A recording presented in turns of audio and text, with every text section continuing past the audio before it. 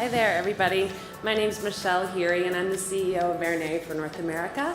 And I'm joined today by Timothy Morzetti, our Beverly Hills boutique manager. And we're absolutely delighted to be here. We want to thank Visionary Women for hosting this event for these very important topics. And Timothy, anything to add about our support? Indeed, I mean, you've seen the bags on your chairs. They have our new jewelry book and a special discount that we want to offer to every visionary woman. Working in Vernay, I've been lucky enough to see incredible women because our jewelry is bold, Italian, strong in design, and so we get these women with incredible personalities that have a beautiful eye for design, and we'd like to support all of their activities. So thank you, Timothy. So we are now pleased to introduce this evening's moderator. Thea Andrews is an Emmy Award-nominated television journalist, writer, and producer. She is known for her work anchoring shows on ESPN, ABC, TNT, CBS, and most recently covering the world of entertainment as a co-anchor for the internationally syndicated programs Entertainment Tonight and The Insider. Thea has interviewed Hollywood's biggest stars and has been on the red carpet for every mega event in the industry.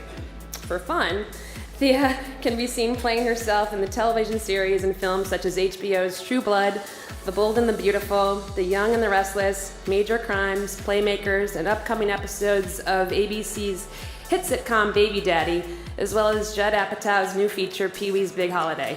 She sounds very busy to me. Thea lives in Los Angeles with her husband Jay and their two sons Jack and Tucker, and it is my honor to introduce you, Thea Andrews.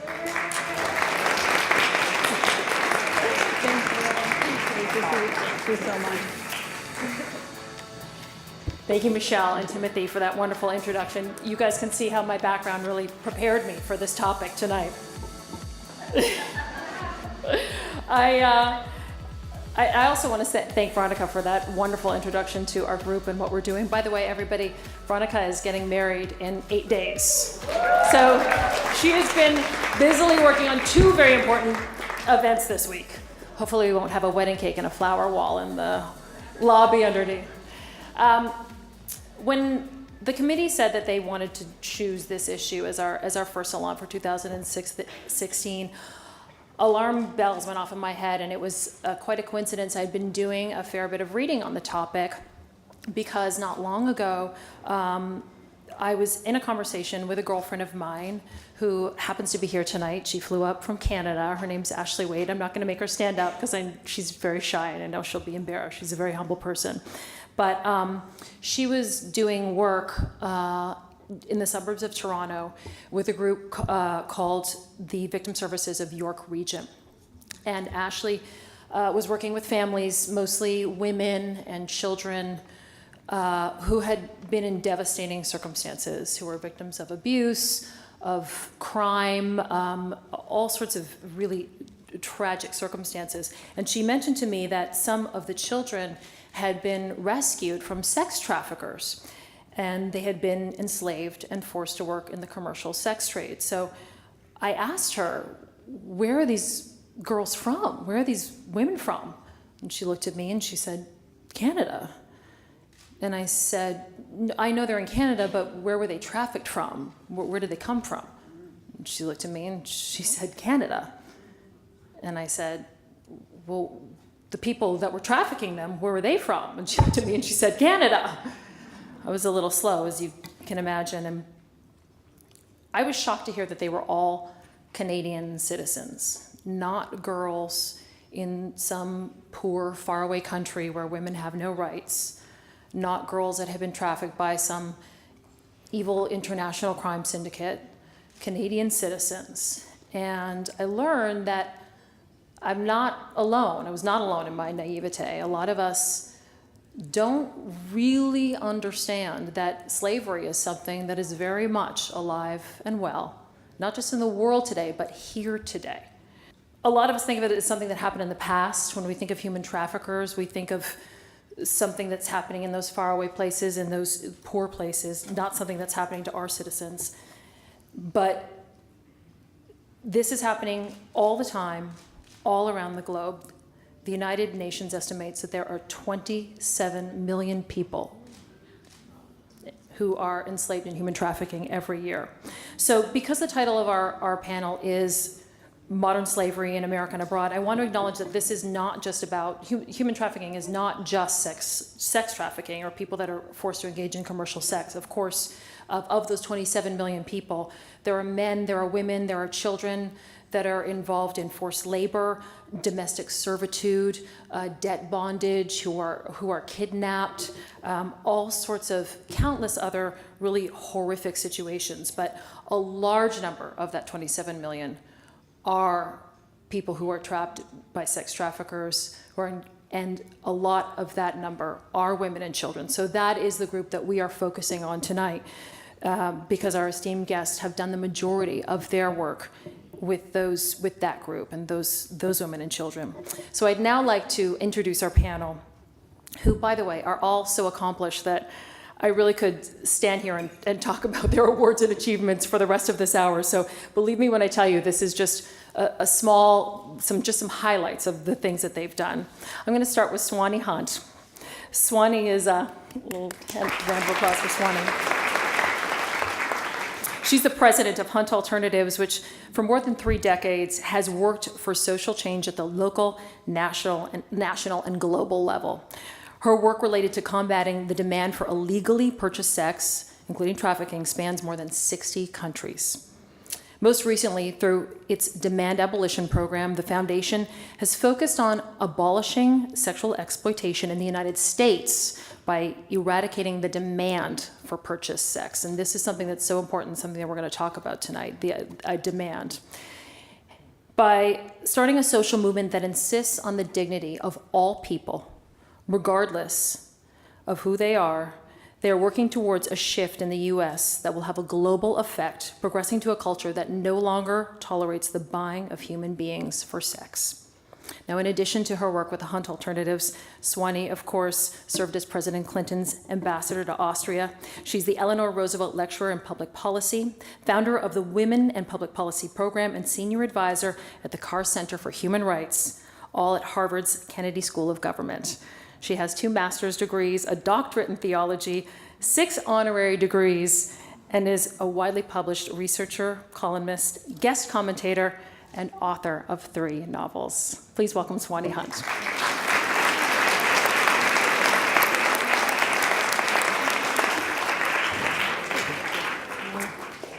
Here? Yes, come Okay. take this one. All right. Our next panelist has one of the greatest names I've ever heard in my life, Withelma T. Ortiz Walker Pettigrew, who I've been told we're allowed to call you T, right? She is a survivor leader and nationally recognized policy consultant who specializes in developing strategies to end domestic sex trafficking, reform the child welfare, juvenile justice, and mental health systems designed to protect children, and implement policies and practices that ensure that all vulnerable children have the opportunity to thrive.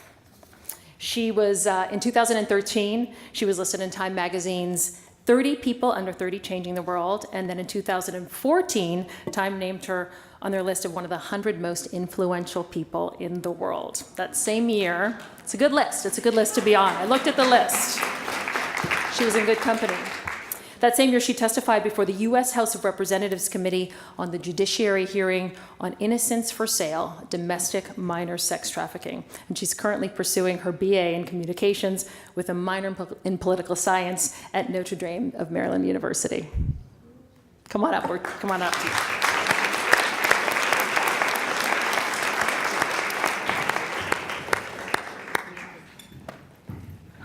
And last but not least, the wonderful Ruchira Gupta.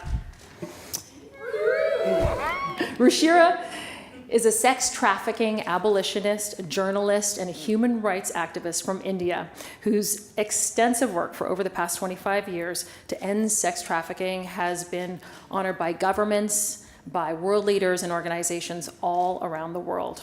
She's the founder and president of APNI App, Women Worldwide, APNI App Women Worldwide, an organization that's working to end sex trafficking by increasing choices for high-risk women and girls, and also by providing much-needed services and assistance programs for survivors. And choices is something that we're also going to talk about a lot tonight. Her organization is also working on the policy side. They recently, in 2013, had a lot of success. They were able to change the penal code in India to penalize sex trafficking. She's also the creator of the Emmy Award-winning documentary, The Selling of Innocence. And in the year 2000, she testified in the United States Senate before the passage of the Trafficking Victims Protection Act and addressed the United Nations General Assembly on human trafficking. She received the Clinton Global Citizen Award for giving a voice to the voiceless and for tenaciously standing by the last girl in the brothels of India. Ruchira Gupta.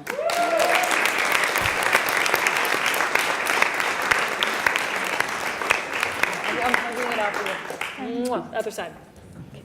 There's so many things to say about these women. I didn't know that I could get through the list on all of them. So I'm going to come over here. I want to start tonight, and I said to these ladies before that this is really a conversation. So it's not a question and answer. They're going to jump in on each other and talk about anything they comment on other people's topics and questions, because I want everyone to feel like they can get in on this tonight, including the audience as well. But I want to start just to give some context for everyone who's here tonight by asking each of you to share just a little bit about your background and how you came to be involved in the work that you do. And I know, Swanee, why don't we start with you? Mine's by far the most boring, so that's good. Then you can build. Look, I'm from Dallas, right? And I grew up, a girl in Dallas in the 50s and the 60s. It's very, very conservative and very much a space where men are in charge. So of course I chafed under that, and it was a big, big deal when I went to college and then did advanced degrees. Like no one in my family did that, and for the girl to do it and to become ambassador was a big deal. So I get to Vienna, and the Soviet Union has just crashed. And so there's all of this implosion, economic implosion, these countries in Eastern Europe. And I made 22 trips visiting different, outside of Austria, different cities and talking to the women leaders. And here are the stories I heard. I'll just keep it very short. So a guy would go into a shipyard in Poland, in Gdansk, and no jobs, right? Because the economy, as I said, has imploded. And so he would say to a woman, hey, or a young woman, I've got a job for you because your family is hungry and your brother can't afford to have the operation he needs. So I've got a job for you in Frankfurt, and it would just give me your passport and I'll get this job and I'll take you over there. And so he now has her passport, right? And she's going to go be a waitress, she's going to go be a dancer, she's going to go be a model. So he and his friend rape her on the train. They take pictures and they say, and we're sending these to your mother in Poland, devout Catholic, mother.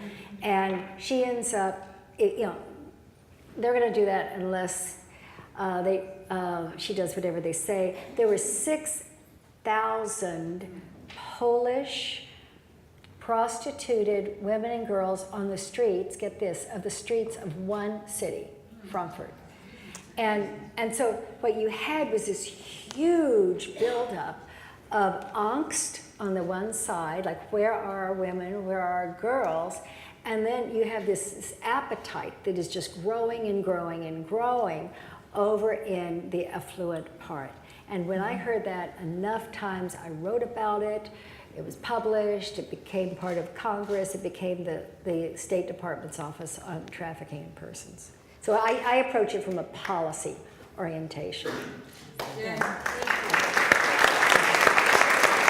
But it's boring. I have to tell you, the policy work is really boring, okay? No, it's not. T? Oh, a little bit about me, hey? Okay, so hello LA, hello visionary women. I must say I'm a little bit nervous to be in such a powerful and amazing, influential group of women. I mean, I'm floored to be here, so that's besides the fact. So before I get started, I really want to bring this home. A lot of people talk about human trafficking, and I definitely want to commend that it does happen in foreign countries, and that is a real reality. But a lot of people say, hey, how am I connected to it? Or what involvement would I have? Or how could I be at risk or susceptible, or anyone that I know. So I really want to ask for some audience cooperation. I'm going to ask a few questions, and if you feel comfortable, please raise your hand. This is, again, a self-awareness exercise, so not to put anybody on the spot, but I just want to ask a few questions to the audience.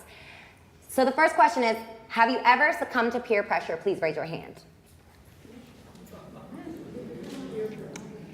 Next question. Have you ever wanted to be a part of something? Please raise your hand. Next question. Have you ever trusted someone that you shouldn't have? Please raise your hand. Both hands? Right? Both hands, most women. I think we have a universal yes on that. Right? I think so as well. And lastly, have you ever needed help paying for something that you actually needed? Please raise your hand. So I ask these questions in the context of a lot of people say, well, I don't understand how one person can be victimized. I don't understand how young people become at risk. But these are clear insights or just clear themes of how young people become at risk. So a little bit about me, right? I've been this has been an amazing honor to do a lot of this work primarily in regards to commercial sexually exploited children in the plethora of fields. I've gotten to work with Tribeca and looking at this through film. I've gotten to narrate films. I've also gotten to look at this issue with Google, analyzing the way technology influences and all of that sort. But really, my expertise comes from the fact that I lived through this. So growing up, I actually was in foster care. So I do not have a great relationship with my biological parents. I grew up basically since birth in foster care. By the time I was 5 years old, I was hit by a car and given back for the second time after my mother had exploited me and sold me for drugs when I was 4. So that was my first experience of being transacted in such a way, is that my mother actually exchanged me for a vial of heroin when I was 4 years old. By the time I was 8, I had been all over. I actually ended up in Reno, Nevada, getting abandoned. By the time I was 10, I was lost. I was, a confused soul, had nowhere to go, really didn't know who to trust. I had been in over 14 placements, didn't have any security, and kind of didn't have no one to trust. So this man came into my life and told me, hey, I want to care for you. I want to love you. I want to take care of you when you're sick. I want to be there. I want to be that constant person, because mind you, growing up in foster care, I had no constant person. The only person that I had my whole life was my sister, and unfortunately when I was 14 years old, she was murdered at the age of 22, and that actually my exploiter used against me. So I actually was exploited from the ages of 10 to 17 all throughout the Western United States. Here in the state of California, I was actually in the back of LA Express papers, California, Nevada, Oregon, and Washington.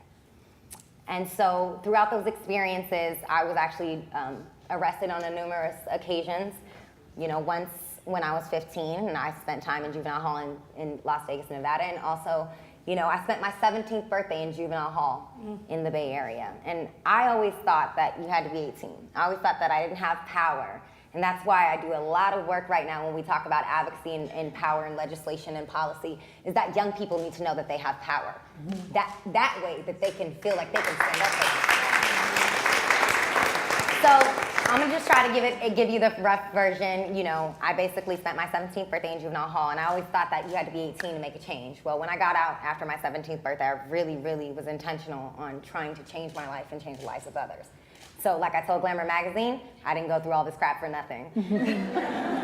So essentially, Glamour's Woman of the Year as well, by the way. I couldn't put that on the list. There was so many things. So, essentially I started locally and started building foster youth development and advocacy programs, and then I started also advocating for a drop-in center, which originated to be the safe place alternative in the Bay Area, which is the SPA, Safe Place Alternative for Girls. So I simultaneously was developing a foster youth development and advocacy program at the same time as starting and being the facilitator of a drop-in center, getting girls off the streets from being commercially sexually exploited. So started there, then I got an opportunity to contribute and was listed on the names that was listed alongside the Prop 35, which is California's #1 passing initiative, specifically in regards to demand of human trafficking. Had that opportunity and success, and furthermore, got the opportunity to go to Washington, D.C., where I was able to definitely advocate on behalf such as the TVPA, Trafficking Victims Protection Act, the reauthorization of that, and was able to go to the Vice President's House for that, and also the JVTA, Justice for Victims Trafficking Act. And this is something that we're really excited about because it gives a lot of focus on what happens to the demand. So I don't want to talk too much. We said brief, and that's as brief as I can get. Thank you so much for having me here.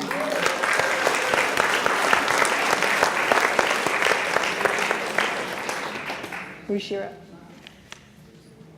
So my story begins in Nepal. I was a journalist and I was walking through the hills of Nepal when I came across rows of villages which didn't have girls from age 15 to 45. This was 18 years ago. And I began to ask the men who were sitting there drinking tea, playing cards, where the girls were. And some were hostile, some walked away, but a few answered. And they said, don't you know, they all are in Bombay. And I couldn't understand how so many girls could be in Bombay. Bombay was 1,400 kilometers away. These villages were 2 hours away from the highway. So as a good journalist, I began to look for the answer, and the answer changed my life. Because when I went into the village, I found that the flesh trade existed in my lifetime, in my generation, in my country. There was a smooth supply chain from that little village to the brothels of Bombay, Delhi, and Calcutta. There would be a procurer who could be an uncle, a neighbor, a brother, who would go to a poor starving farmer and say, I will get your daughter a job in the big city, or even say he would put her into prostitution. But he would say she will get some money, she will get food, she will get a bed. And the farmer didn't know anything about the realities of prostitution. He would let his daughter go. These girls were between the ages of 9 and 13. And the farmer would get $100, $150 for his daughter. This person would cluster together 3 or 4 girls in the big cities of Kathmandu and Viratnagar and take them down to the border of India and Nepal. There was the corrupt border guard, wink, wink, nod, nod. The girl was taken across the border. On the other side were the lodge keepers who would lock up these little girls for 2 days, 3 days, beat them, starve them, drug them, till their spirits were completely subjugated. And when they were ready to do anything, they were handed over to another set of transporters. These transporters would then put them in trains, buses, trucks, and take them to the brothels of Bombay or Calcutta or Delhi. And there were the pimps who would negotiate the price depending on their beauty. Now by beauty, I mean fair skin was at a premium. The younger, the better. The youngest girl I've met is a 7-year-old. She wasn't even menstruating. Ice was used to break her. Voluptuous, docile, because all this was demanded by the customers, the clients, the Johns who came to buy girls in these brothels. And then the pimps would hand over these girls to brothel managers who would lock up the girls for the next 5 years and bring them out for 8 or 10 customers every night to be raped commercially. And then when these girls were completely chewed up, they were spit out because they were no longer commercially viable and told, now you can keep what you earn, by which time they could not earn anything. Mm-hmm. Prostitution is one occupation where you earn less as you gain more experience. And then behind these brothel managers were the financiers, the money lenders, the landlords, and the organized criminal networks that you spoke about. So I was horrified. As a journalist, I'd covered war, I'd covered famine, I'd covered hunger, caste conflict, ethnic conflict, but I'd never seen this kind of deliberate exploitation of one human being by another. Also as a woman, I felt kind of dehumanized just seeing the whole process. So the first thing I did was ended up telling the story as a good journalist and made the selling of innocence, which Swanee and Ambassador Malan Verveers introduced in the UN 18 years ago to help change policy. Mm-hmm. And I won an Emmy for outstanding investigative journalism, but it all seemed really irrelevant. You know, I was in New York at the Broadway Marquise. Donna Shalala was giving me the award. Mrs. Clinton was in the White House. Everyone was backing what I was doing. But it just felt telling the story wasn't enough, and I decided to quit journalism when I was getting all kinds of job offers and just decided to hit the road. So the first thing I did was I went back to the women in Bombay who had told their stories in my documentary, and by telling their stories, they had broken the silence. So people could see the prostitution system which existed. And I asked them, I said, here I am, here's the award, I've told your story, it's going to travel the whole world, now what? So they said, oh, can't you help us set up an NGO? I said, I don't know how. I'm a journalist. I'm not a social worker. I'm not a doctor. I'm not a lawyer. I don't know how to help you. And they said, but you know English. And English brings influence in countries like India. And they said, you have access to money, power, and influence, and can't you help us? I said, I can. But the struggle is really yours, because the lived experience of the person who's been through it is the best way of breaking the silence, tripping the lie, and changing things. So I told the women, I said, you spoke up for your daughters, now you have to speak up for all the other daughters. And I reminded them that when I was filming, somebody had pulled out a knife at me. And these women had surrounded me and told the man that if you kill her, you have to kill us first. And the man thought it would be too much trouble to kill 23 women. So he had slunk away. And so I said, we formed a circle of protection, of sisterhood for each other. So let's form that circle and do what we can together. And therefore, we called my NGO Apne Aap, which means self-empowerment in Hindi. And at that time, we didn't know how to make strategic business plans or anything. So, we didn't even know how to run an NGO, what we wanted. So I asked the women, I said, what do you want? And they said they had 4 dreams. The first dream was they wanted school for their children. They said, whatever has happened to us has happened, but we don't want the same fate for our daughters. So we want our daughters to be protected from prostitution. The second dream was, they said they wanted a job in an office. And that sounded really strange in that brothel, in that rickety room, locked up with a door outside, men streaming in, rats running on the floor. And I said, what does a job in an office mean to you? And they said, where there's 9 to 5 work, where we can sleep at night, where we get old age pension, where we have a fixed monthly income, and nobody shouts at us and beats us up. And the third thing they said was that they wanted a room of their own, just like Virginia Woolf, and I said, what does a room of your own mean? And they said, something just this big, where we can sleep peacefully, no man can walk in when he wants to, our children can play safely on the floor. And they said, we'll even stop drinking alcohol if we get a room of our own. And the fourth thing they said was they wanted justice. And they defined justice in 2 ways. They said they wanted those who had bought them and sold them, who had brokered away their dreams, to be punished. And the other was they wanted protection. They said nobody was there to watch out for them when they were pulled out of school and put into a brothel. They said, why did nobody ask? Or when they ran away from a brothel, the police often send them back home, to the brothel. So they wanted protection as justice. And based on those 4 dreams, that was our plan. We opened a small community classroom, hired a teacher, began to teach the children of the women in prostitution. And, fast forward, now we've helped more than 1,000 children who are daughters of prostituted women go to school. 1 is in a college in New York. 1 is an animation artist. Great. And we've put 66 traffickers into jail, and we've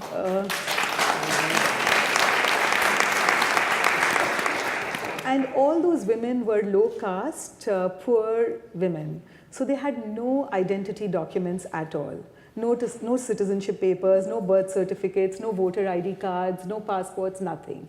Which meant that they didn't exist in the eyes of the law. And also it meant that if there were any services or entitlements for them, they could not access it. So we helped about 21,000 women and girls get these IDs. And that was a huge struggle.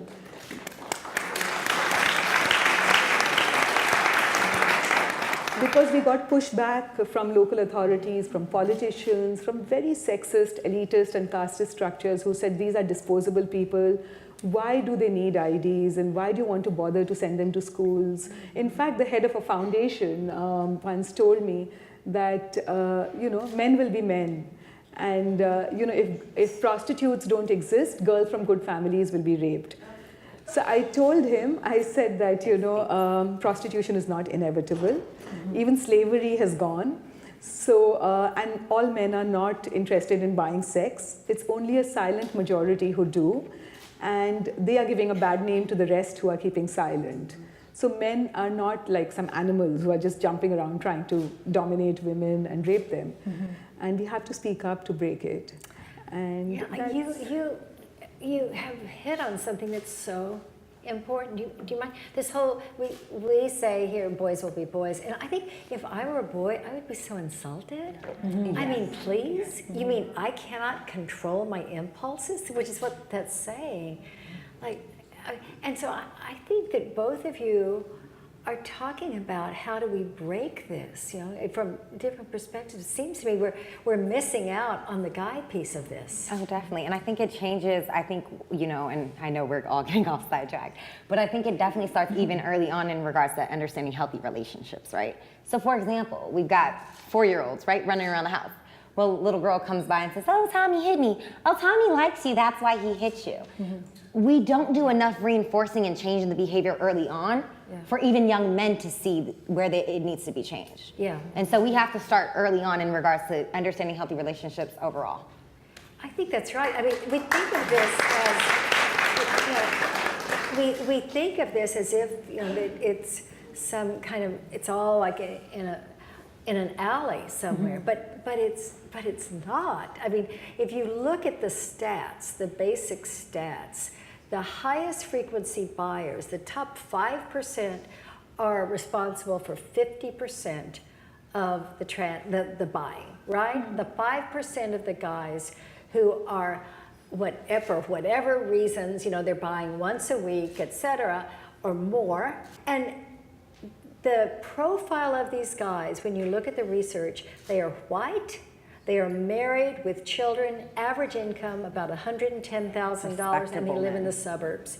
And they are buying, they are buying black, brown, who don't see themselves as having choices. I'm not saying all black, brown. I'm saying that the majority are coming out of situations where there's a lot of desperation about how to make it. And I haven't heard your story before, but I have heard that story before, Definitely. Right? Over and over and over and over. And the guys I'm talking about were at my Christmas party. They're in my classroom. They were at synagogue, they'll be at Passover, they'll be at Easter.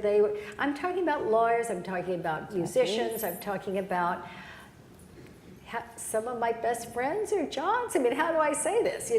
I actually know because they tell me. But when you look, Ruchira, I'll stop talking. 14% of guys in this country say that they have bought, and it's about 1 million this year who will buy this year. Well, the numbers are shocking, right? Because that's 14 million total and that's who admit of guys. Well, that's right. But think about it, that 86% don't. Yeah, that's they really don't have to do this. 86% of guys are finding a way to not buy women and girls. So could we build on that? Right. And I think you bring a few points that I think are really, really important. What I found oftentimes is that and that's why the focus now has to shift to the demand. It has to shift to the root cause of the issue. Oftentimes we talk about, what about the exploiter? What I found in my understanding of not only, I mentor young people as well, all throughout the nation, what I found is a lot of the exploiters come from the same vulnerabilities that the young people who are exploited come from. But what we have to focus on is exactly that.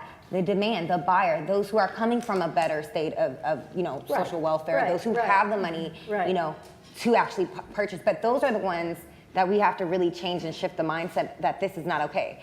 And honestly, just following up on that, I actually most recently did a petition on change.org. I don't know if anybody has ever heard of change.org. Sure. I signed it. She signed my petition. I did a petition calling out the Associated Press. So I'm a communications major in college, and I'm really working through that. I'm still trying to raise the funds to get through college, but we're working on it. And one of the things that I talk about, so I petitioned the Associated Press to change and stop using the word child prostitute. Right. Because it gives that negative connotation. It gives that understanding that, it gives this ideology that these are willing participants, when often, many of the times, these are not even young people who are of age to consent to sex. Well, there's no such thing. There's no such thing as a child prostitute. There just doesn't isn't. exist. There are children that are raped and children that are exploited, but there's no such thing as a child prostitute. Yes. So I think it's about shifting the way that we look, and even using the term John, right? John, George, Luke, James, it sounds like anybody else. Right. We have to call these perpetrators what they are. Well, They're child thank you. I rapists. mean, I just- They exploit victims. They have Point so well taken. It's I all couldn't- of all of you. To No, add to what Dee was saying was that, while looking at the demand, and it's really important to address the demand, because that deterrent will definitely stop new customers from buying sex and new Johns from emerging. But at the same time, what I have noticed universally, working among prostituted women and girls, is that prostitution is absence of choice. It's not a choice, and it is the intersection of many inequalities in a girl's life. Right. And she is poor, she's female, in India she's low caste, here she's a person of color or Native American, and she's a teenager. So nobody respects her decisions, her aspirations, her body at all. And I call her the last girl. And it's really important that we also think about prevention and investing in the basic needs of the last girl. Amen. Because once she's prostituted, the healing process takes so long. And we have a numb girl who's trying to heal. We have numb boys who have been indoctrinated into buying sex. And there is no work and no investment in prevention. So we must address the supply and the demand at the same time. Yes. Would you know. Well, Could all of you give have some talked help about when choice in your work and the absence of choice and really understanding what that means. I mean, even the term sex work, the idea that sex work is a career choice for some people, it can be a very hot button topic. And I know that you have run up against this and in some very interesting places that you would not expect. Can you kind of share what happened when you approached UN Women, United Nations Women, what you approached them about and what their response was? Because I thought this was fascinating. So last year I won an award from the United Nations, from the Commission of Status of Women, which gives an annual award in March around International Women's Day. And I was the keynote speaker to women from the whole world who'd congregated, and Rosanna was there, Sybil was there, and I was on my way to get the award and give my speech when I got an email message on my phone that please don't use the P word, prostitution word. So I was thinking, I said, but who else am I representing when I go on stage? Like if I don't talk about prostituted women, who will I talk about? And they wanted me to talk about sex workers and that women are choosing to be sex workers. And I said, I can't do that. I said, I'll be failing the very people who you've given me an award to represent. And I went on stage and I spoke about the prostituted woman and her absence of choices. And I also said that we cannot use the term sex worker because language is politics. And when we use the term sex worker, we sterilize the exploitation out of a woman's life. Yeah, yeah, I think And that's right. it sounds like Speak on it. anything. And I was among the first people to sign Dee's petition, that's why, which says there's no such thing as a child prostitute. A 13-year-old is not saying, I'm going to grow up to be a prostitute. There's no child doing that.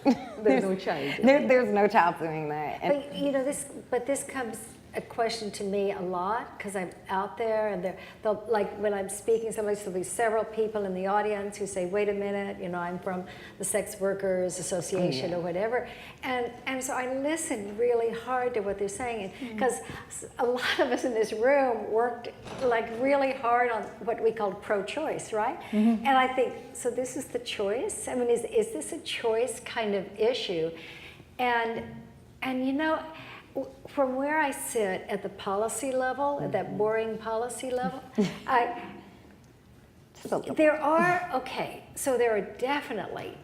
there are definitely women who are choosing. And I'll tell you, like our son, Teddy, when he graduated from high school, he told me, well, Lizzie is in New York. She's giving blowjobs to raise money to do her master's at the Rhode Island School of Design. Okay, so does that exist? It exists.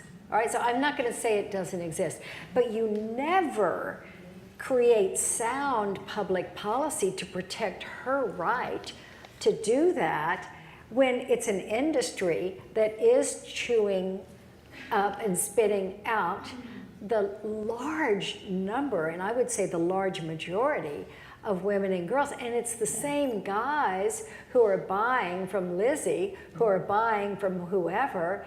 they aren't saying, by the way, is this a free choice that you're making? And They're not asking those questions, I can promise you that. Are you really 18 or could you be 15, which could is the care average less. age? I mean, excuse me? And while we're all They sort hope of you're tittering 15, because it sounds so unfortunately. ridiculous, you think about the organizations that actually support, they say that they stand in support of that choice. So we talked a little bit about not just UN Women, but Planned Parenthood, which is an organization that I really support and believe in. Planned Parenthood, Amnesty ACLU, International is the Amnesty latest International. one. So these are organizations that are saying, oh, this can be a choice for women. We do want to support the decriminalization for women, and it's a very, very complicated issue. But please, I have something to say too. Yeah, let's talk about like, we have a lot decriminalization. of It's discussion here. complicated, right? But I'm going to get mine in first Okay, because you go said ahead. decriminalization. I am so for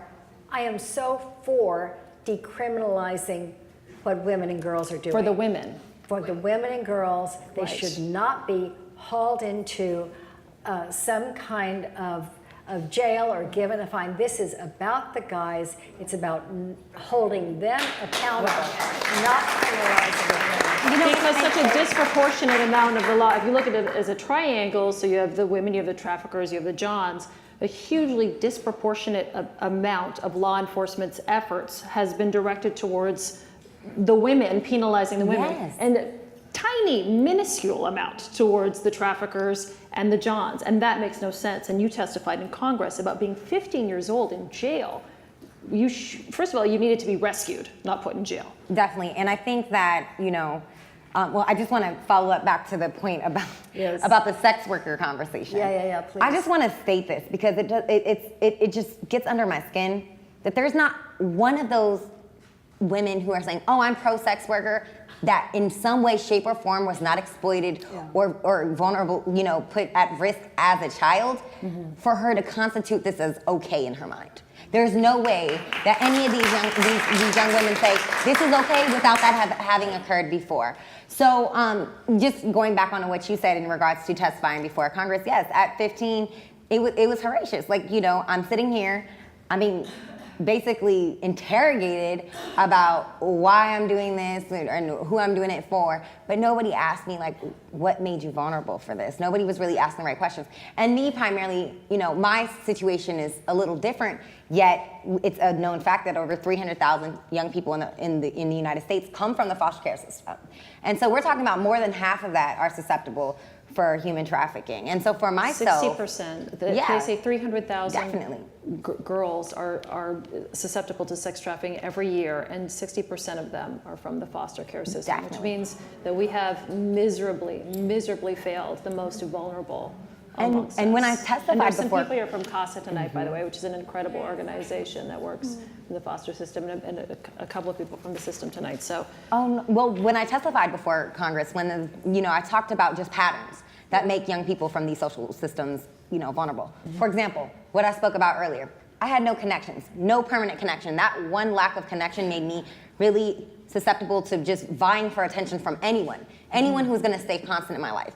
Secondly, when you move a young person from home to home to home, again with no connection or relation to anyone, that to a young person seems no different than moving me from hotel to hotel to hotel, because it's so autonomous. And then in essence, you've got all these people controlling your life. So you've got foster parents, you've got a social worker, you've got a judge, you've got a CASA worker, you've got so many people in your life.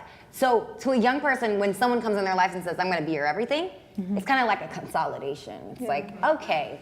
So these are factors that made me more vulnerable for just my experience, but many of the young people I work with who come from these social systems. And so, those are just some highlights of how young people who come from child welfare are more susceptible.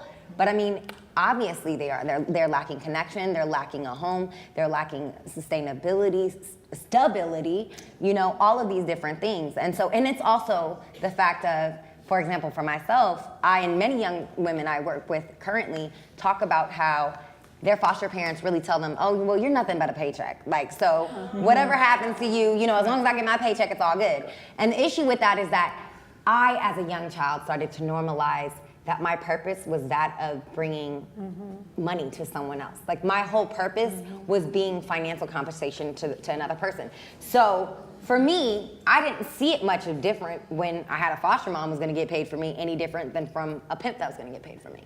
Right. So you have to, you see it kind of, and as a child, you know, like I said, when this began, I was 10 years old when this really began. So my understanding, I just couldn't get around it. Yeah. And just to add, you know, like there are people who will say, why don't we legalize prostitution? And that might help deal with the problem. But actually, if you start untangling what they mean by legalizing prostitution, they mean legalizing pimping and brothel keeping. Yes. Exactly. So they don't really mean improving the status of the woman.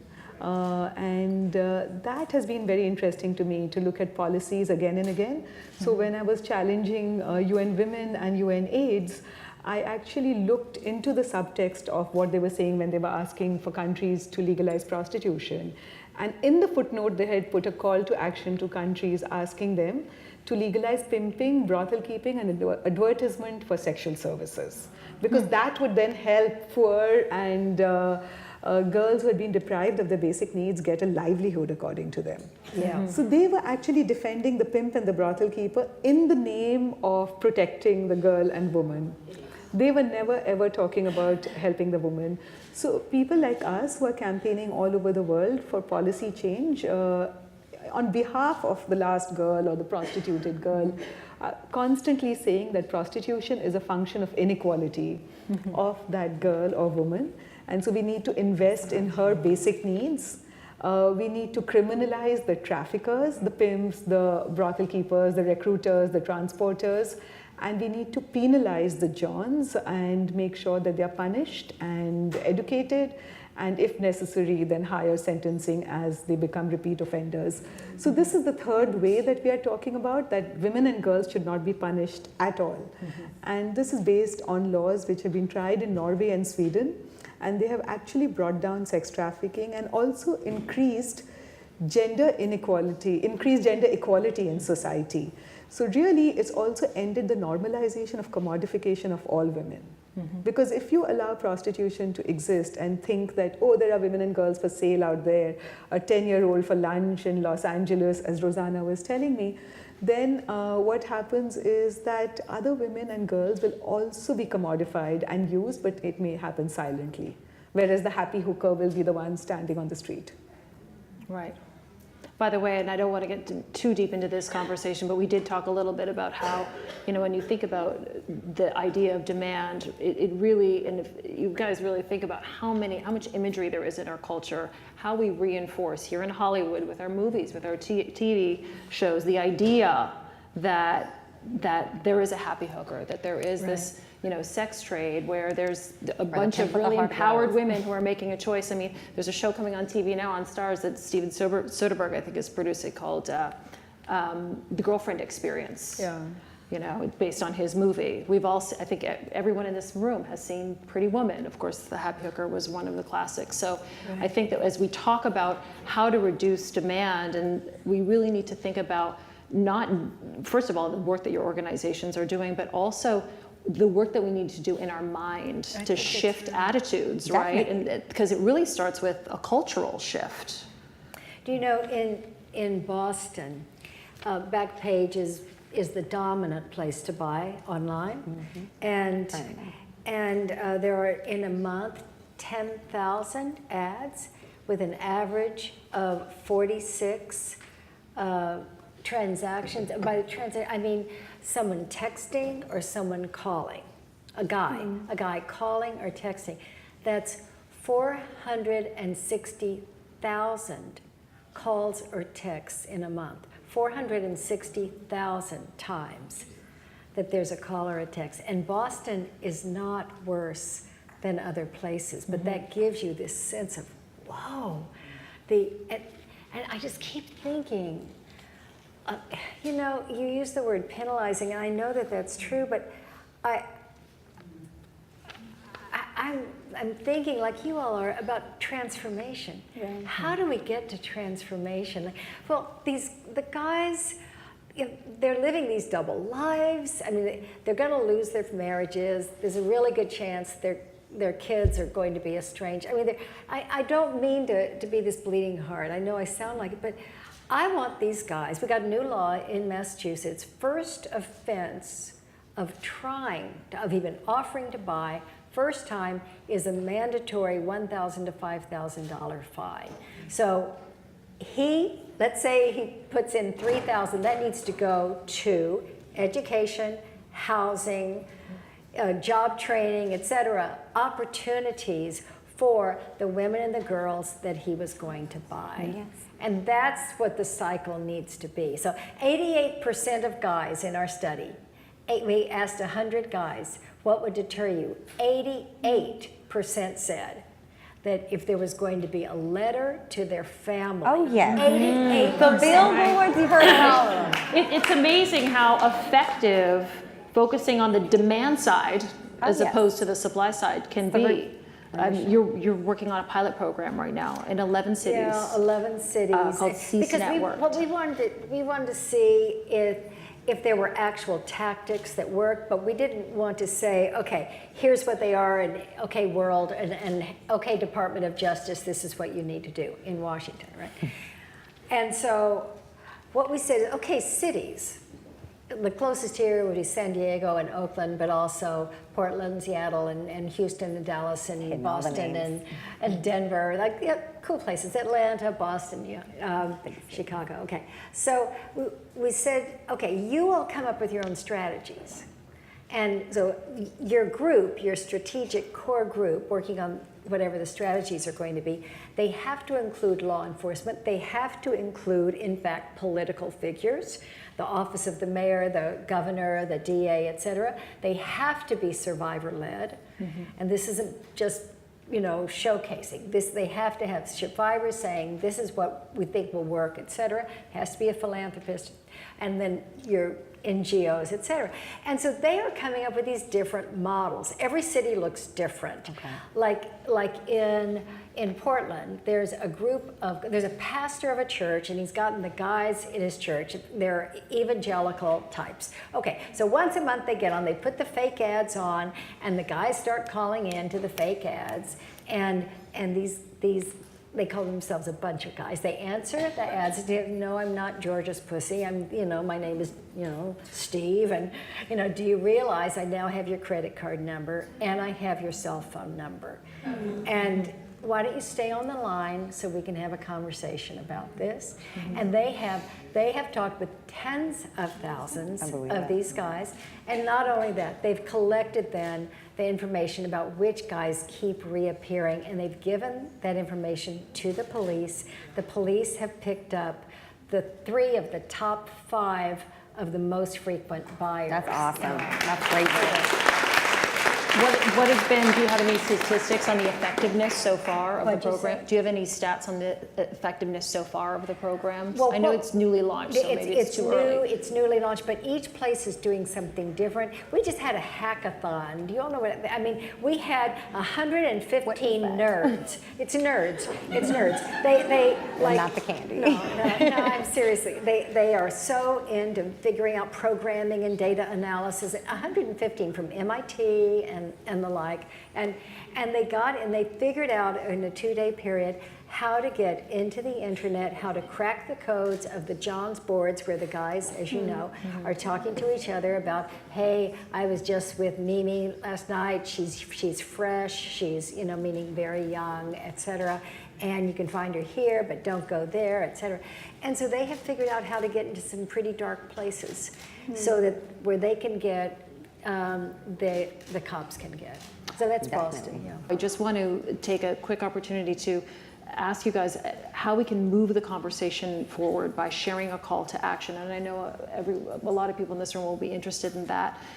What we can do to, as we said, help promote that cultural shift, and also to get involved, to learn more about your organizations, and maybe to help. So my call to action is, and I know there are policymakers sitting here, the future mayor of Beverly Hills, and is that there will be an opportunity to address the demand, but both but, addressing the supply and the demand should not oppose each other. It should be done simultaneously, because if victim services don't exist, victims will not come forward to testify, and you will not be able to address the demand. And also prevention is really important, and you have Dee here who can help with the kind of foster care system and what kind of investment does a girl need in her life so that this should not even happen to her. Trauma counseling is something which I would totally recommend. And to the people who are making the culture which is shifting minds all over the world, I would say that let's change the language and let's not use the term sex worker, but let's use the word prostituted woman, because we can then bring into focus in our thought process that somebody did it to her, some circumstances did it to her. So let's try and change the language, because if Hollywood changes it, the world will change it. And we don't need the UN or anybody then. Well, we've had a lot of people coming to us from LA saying, what's happening in Denver, and can we put together a group here in LA? And so there's a couple of people with me. Dakir, you're here, raise your hand. There's Dakir. We got a man in the house. Brave man. And Nicole, where are you? There's Nicole, okay. Yeah, and so if anyone wants to give Nicole or Dakir your business card, we'll let you know about that conversation about LA and whether or not there's a group here that wants to be one of the cities we're working with, because what we're doing is actually testing those tactics. We've got to get that pilot program going here, and maybe as an added benefit, we can send a little message to the people that are making movies and TV that they need to change too. Right. Right. Well, I got a lot to say, but I'm trying not to talk too much. So I guess the first thing would do is just following off of your regard is just changing the language. Again, I have this petition on change.org, which basically is asking the Associated Press, so those who do our news and our media, all of that, to stop using the term child prostitute. Again, it changes the language. I think by using the term primarily when we talk about children and using the term prostitute, it gives this negative connotation that these are willing participants. So we have to shift that. These are not young people who A, want to do this, B, do they have the legal consent to do this? So we have to change the language. Secondly, going back on changing language, when we talk about the demand, we cannot just normalize this about St. John's. Yeah, you're right. We have to call them for what they are. They're pedophiles, they're child rapists, they are what they are. And until we face that and see them for what they truly are, we can't make a change. So I think that those are two important pieces. I think another thing is that, when we talk about that we want to do in LA, I most recently, when we talk about the petition, we just actually launched with the LA County Sheriff the No Such Thing as a Child Prostitute campaign. And so that's all about, again, really getting the victim services that are needed for these young people, really addressing this both legally and in society as we need to. Another thing is that I actually do a lot of work here in LA, and I every year have the honor of hosting a girls conference where we take 50 young girls from LA up to the mountains, and we do self-empowerment, self-discovery opportunities. So if there's any opportunity for you guys to provide resources, workshops, anything of that sort, please connect with me on that regard. And any regard when it comes to LA County, I think that there's a lot that needs to be done here. And so shifting the language, we have to shift the way that we work, but also understanding too, and I think this is what's most important. A lot of people, when you meet a young person who have been through this experience, they get a lot of defensiveness, they get a lot of attitude for these young people. And a big part of that is that these young people are not aware of their own victimization. So really what is needed is a humanistic perspective. Nobody wants you to feel sorry for them, and trust and believe these girls have been through enough hell and they don't want you to feel sorry for them. But what they do want from you is that understanding, that human perspective of empathy. Now, let's be real. We've all been through some form of discrimination, some form of oppression. I mean, we're all women, well, except for one, but we're all women, right? So we know what it's like. So we have to think in that lens. What are the things that we would want somebody to give us? Not sympathy, but empathy. Another thing is patience, and so really extending those opportunities. And there's little things that you can do in your everyday lifestyles that can really help these young people. Another thing that I do is help them with professional training and, work experience and things of that sort. I'm sure that there's women in this room who have a lot of clothes and a big closet and things to give away. We can make piles and things to contribute for just daily necessities or just things to support their work endeavors and things of that sort. And lastly, I think a thing that needs to be addressed is that we have to understand that survivors are way more than survivors. I am not here just not as a victim, not as a survivor, sure. not just as, someone who's an overcomer, but I'm a conqueror. And I think all these young women and all these young men who come here, they conquer.